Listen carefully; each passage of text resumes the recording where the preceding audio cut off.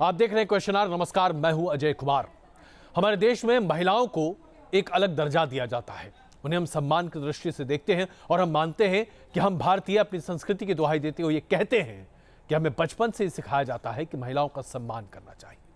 लेकिन बेंगलुरु की ये तस्वीरें जो अभी आप अपनी स्क्रीन पर देखेंगे, उसे देखकर हर उस मर्द को शर्म आनी चाहिए जो अपने आप को पुरुष कहता है। नए साल का जश्न मनाया जा रहा था और इस जश्न के दौरान महिलाओं के साथ जिस तरह का अभद्र व्यवहार किया जा रहा था, यह प्रदर्शित करता है कि हिंदुस्तान में आज ये मानसिकता शायद मर चुकी है, जहां महिलाओं को देखते ही लोग उन्हें अपनी हवस का शिकार बनाने की कोशिश करते हैं। ऐसे अभद्र व्यवहार किए जाते हैं, इस तरह से अभद्र टिप्पणियां की जाती हैं। आप देखिए ये तस्वीर जिसमें इस महिला को बचाने के लिए एक महिला कांस्टेबल सामने आई और भीड़ में ऐसा व्यवहार किया जा रहा था, छेड़खानी की इतनी बातें सामने आई कि क्या कहा जाए। लेकिन सबसे बड़ा सवाल तो यह है कि इस मौके पर 1500 पुलिसकर्मी मौजूद थे, वहां पर एसएसपी मौजूद था। इसके बावजूद बेंगलुरु में एक भी छेड़छाड़ का मामला दर्ज नहीं किया गया 31 तारीख की रात को। आखिरकार ऐसा क्यों? जब पुलिस के सामने तमाम महिलाओं के साथ बदसलूकी की जा रही थी, लोग छेड़छाड़ कर रहे थे, उपद्रवी वहां पर तमाशा मचा रहे थे। यह हुल्लड़ और आवाज सुनिए, यह प्रदर्शित करता है कि हमारे देश के लोगों की मानसिकता क्या है। इसके बाद भी पुलिस ने एक भी मामला दर्ज नहीं किया।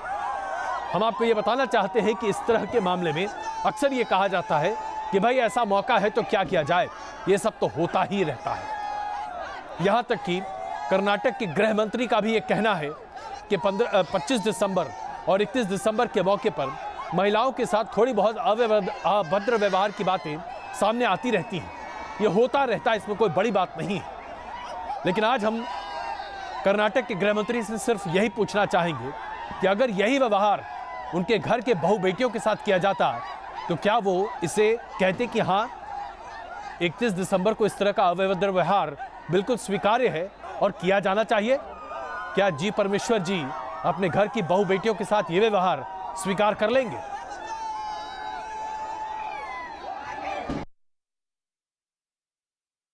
This kind of incidents, do happen on New Year's Day, on Christmas Day. We take a lot of precautions. In fact, this year we have deployed more than 1,500 people.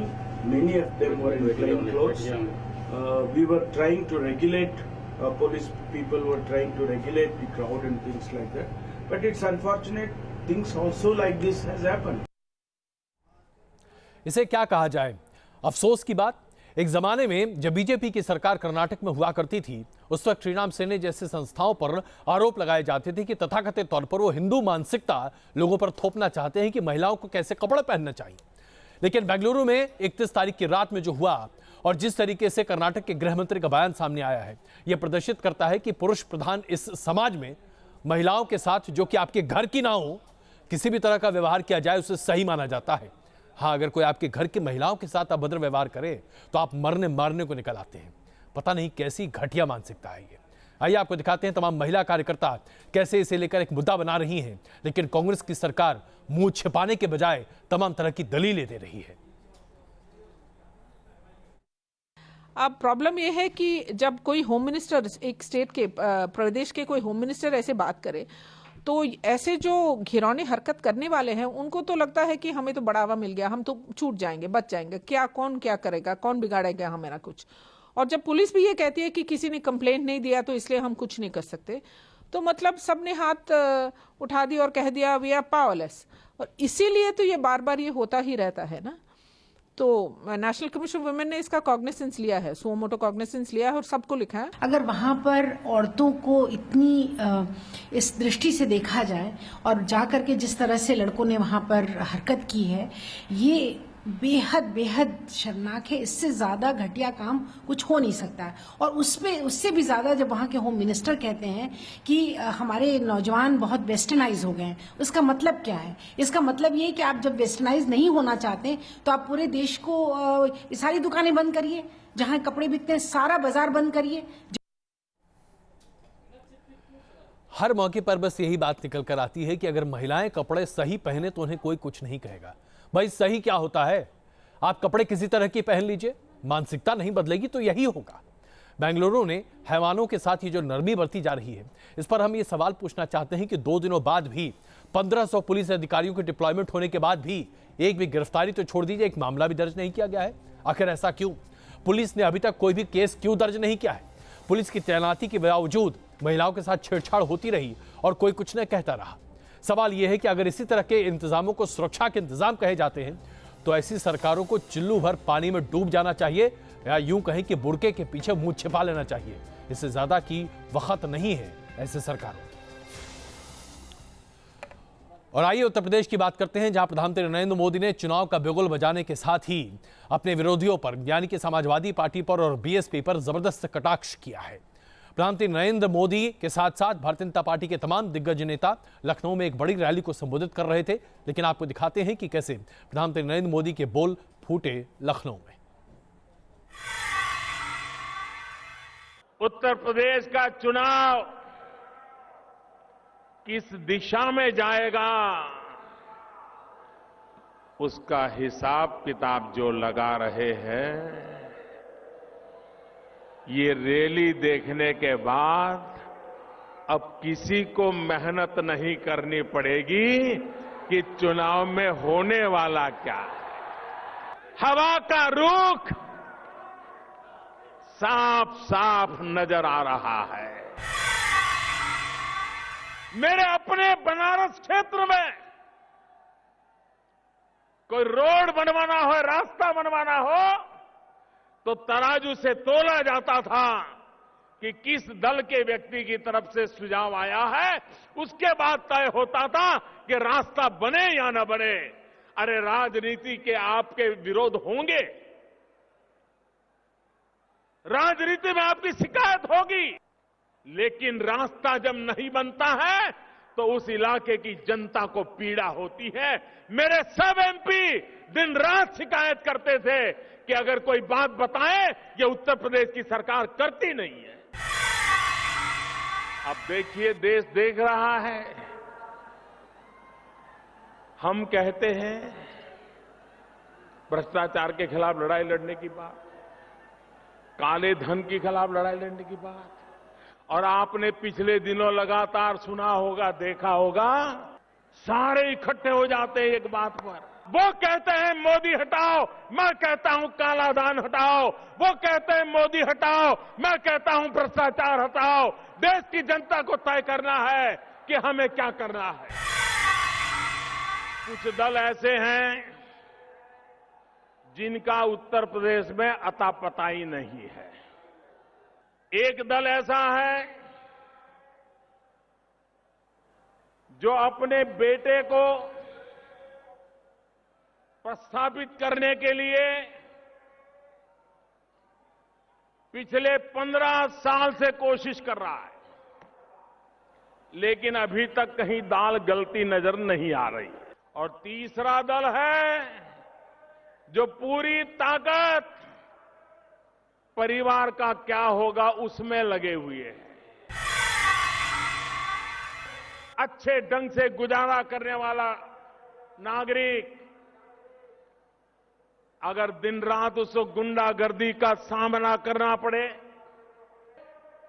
अपनी बेटियों को शाम के समय घर लौटाने के लिए मां बाप को चिंता करनी पड़े, क्या ये उत्तर प्रदेश हमें मंजूर है? क्या ये गुंडागिर्दी खत्म होनी चाहिए कि नहीं होनी चाहिए? ये जमीनों को लूटने वाले जाने चाहिए कि नहीं जाने चाहिए? प्रधानमंत्री नरेंद्र मोदी की बातों को तो आपने सुना। जाहिर सी बात है, प्रधानमंत्री नरेंद्र मोदी आज एक भारतीय जनता पार्टी के एक वरिष्ठ नेता के तौर पर ज्यादा बोलते दिखाई दे रहे थे, लेकिन इस रैली का मकसद क्या निकला? बड़े पैमाने पर देखा जाए तो एक बड़ी रैली का आयोजन किया गया और इसकी तैयारियां कई दिनों से भारतीय जनता पार्टी कर रही थी, लेकिन इसके पीछे की कहानी क्या है, जरा ये समझ लीजिए।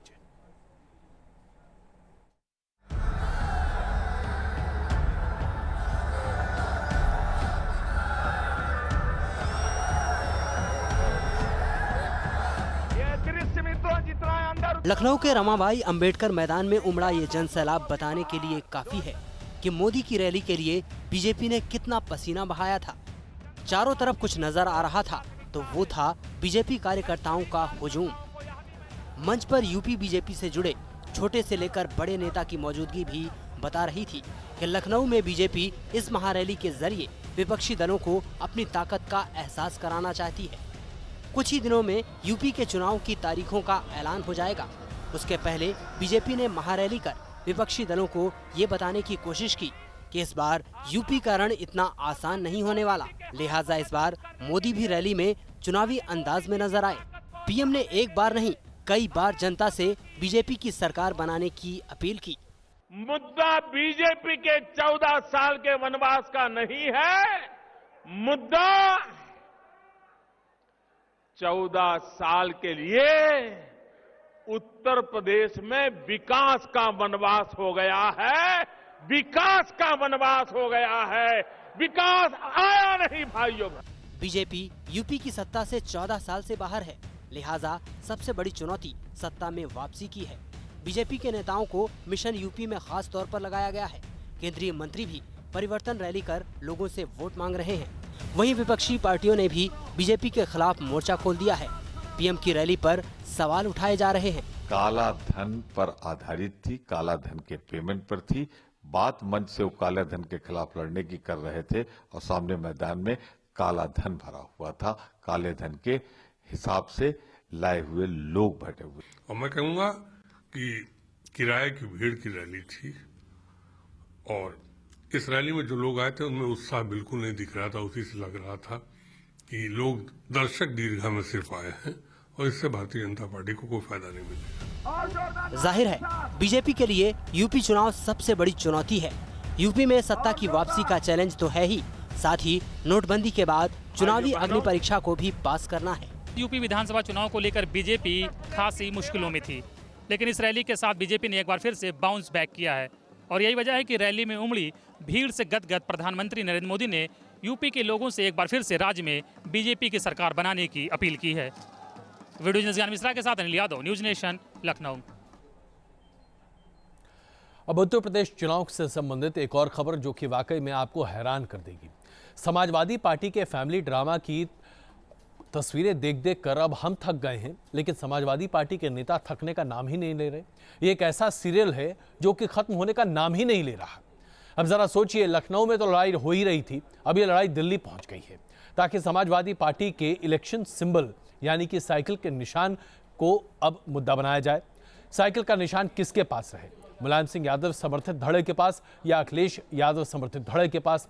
अब इसे लेकर चुनाव आयुक्त से मुलाकातों का दौर चल रहा है और बाप बेटी की ये जंग न जाने कहां थमेगी।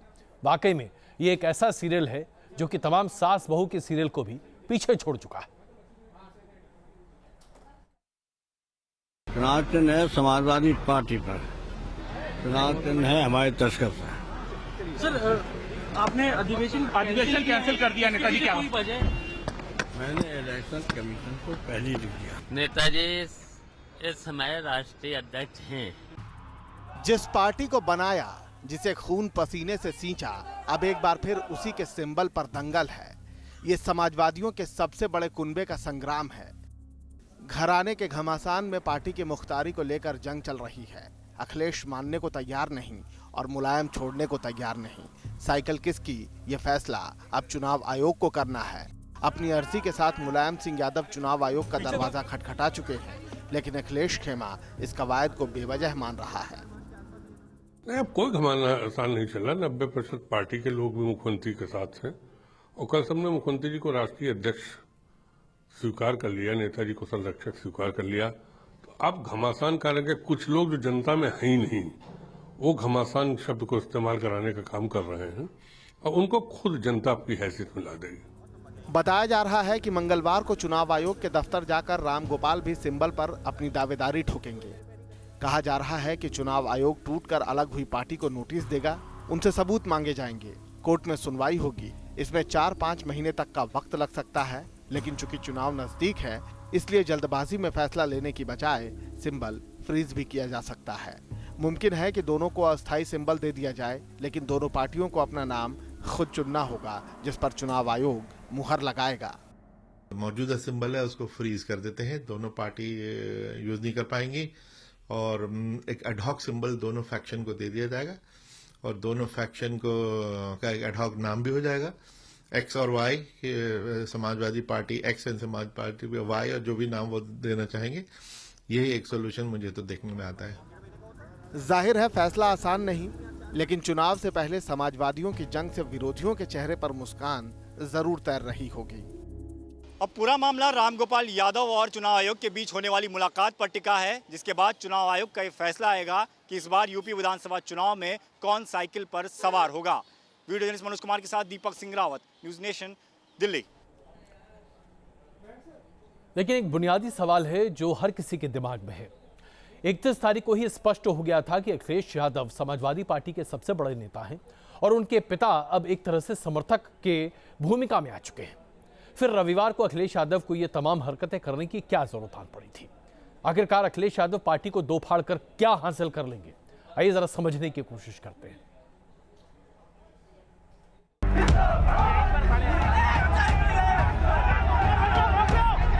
कोई आरोप नहीं लगा सकता। हम नेताजी के साथ मरते दम तक साथ हैं। समाजवादी दंगल की लड़ाई की चिंगारी तो कई महीनों पहले ही नजर आने लगी थी, लेकिन हर बार इस आग को दबाने की कोशिश की गई। चाचा और भतीजे में कई बार ठनी, कई बार बात भी बिगड़ी। पार्टी दो गुटों में बंट चुकी थी, ये कई दिनों से साफ नजर आ रहा था।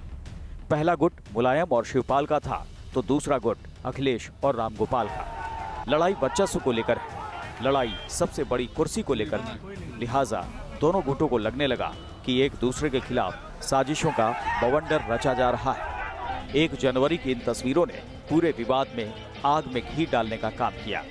अखिलेश गुट ने इमरजेंसी लेवल पर पार्टी का अधिवेशन बुलाया और लखनऊ के जनेश्वर मिश्र पार्क से मुलायम के तख्ता पलट का ऐलान कर दिया गया। आनंद फानन में मुलायम को हटाकर अखिलेश को राष्ट्रीय अध्यक्ष बना दिया गया।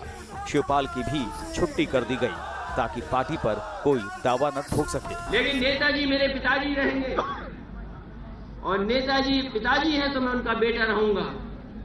ये रिश्ता कोई नहीं खत्म कर सकता। ये बात मुलायम सिंह भी जानते हैं कि समाजवादी पार्टी के वक्त का पहिया घूम चुका है। ज्यादातर लोग जो कभी मुलायम के साथ हुआ करते थे, वो अब अखिलेश के साथ नजर आ रहे हैं। बावजूद इसके नेताजी हार मानने को तैयार नहीं। समाजवादी पार्टी पर सनातन है हमारे तस्कर। जाहिर है समाजवादी पार्टी के कुनबे की लड़ाई ना तो अभी थमी है और ना ही थमती हुई नजर आ रही है। लिहाजा जो मुलायम कभी अखाड़े में बड़े बड़े पहलवानों को पटखनी दिया करते थे, वही मुलायम अब सियासत में अपने ही बेटे के साथ दो दो हाथ करते नजर आ रहे हैं। शायद ये लड़ाई अब नाक की ज्यादा हो चुकी है। मोहित राज Dubey, news nation, Delhi.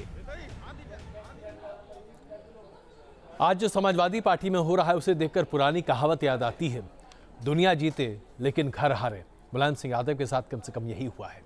BCCI ने अनुराग ठाकुर को उनके पद से, यानी कि बीसीसीआई माफ कीजिएगा, सुप्रीम कोर्ट ने बीसीसीआई के अध्यक्ष पद से अनुराग ठाकुर को हटा दिया है। सुप्रीम कोर्ट ने यह बड़ा फैसला इसलिए लिया क्योंकि सुप्रीम कोर्ट का मानना था कि लोधा कमेटी की तमाम सिफारिशों को बीसीसीआई मान्य नहीं कर रही। ठाकुर और अजय शर्के को उनके पद से हटा दिया गया है। इसके साथ ही बीसीसीआई अब नए अध्यक्ष की तलाश में जुट गई है। कोर्ट के इस बड़े फैसले के बाद माना जा रहा है कि कम से कम क्रिकेट में कुछ सूचिता जरूर आएगी।